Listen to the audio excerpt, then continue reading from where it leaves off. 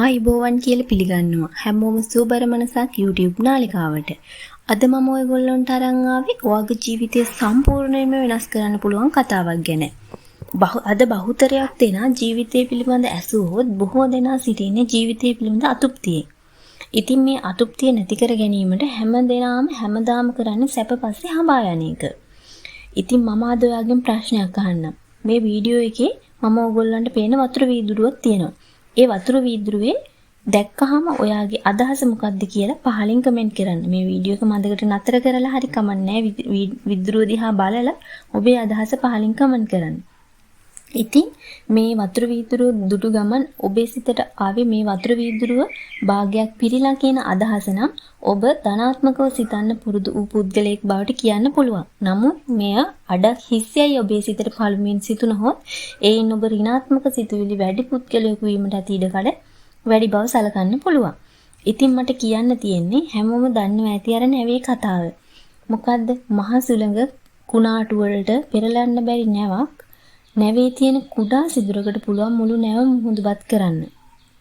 ඉතින් මොහොතක් සිතන්න.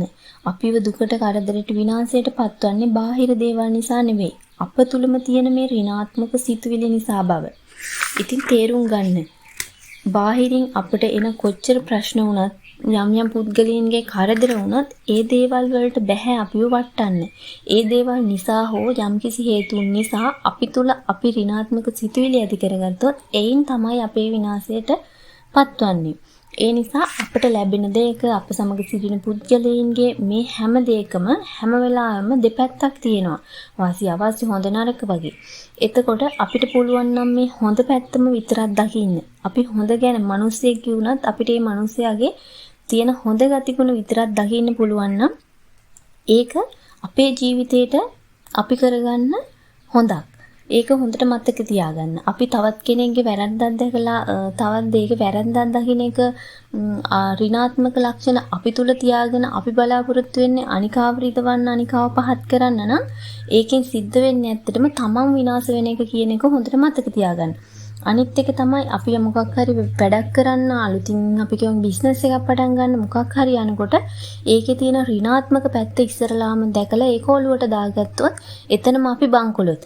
ඒ නිසා මේ ධනාත්මකව හිතන එක ඇත්තටම මුළු ජීවිතේම වෙනස් කරන්න පුළුවන් දෙයක් තමයි මේ ධනාත්මකව හිතන්න පුරුදු වෙනවා කියන්නේ.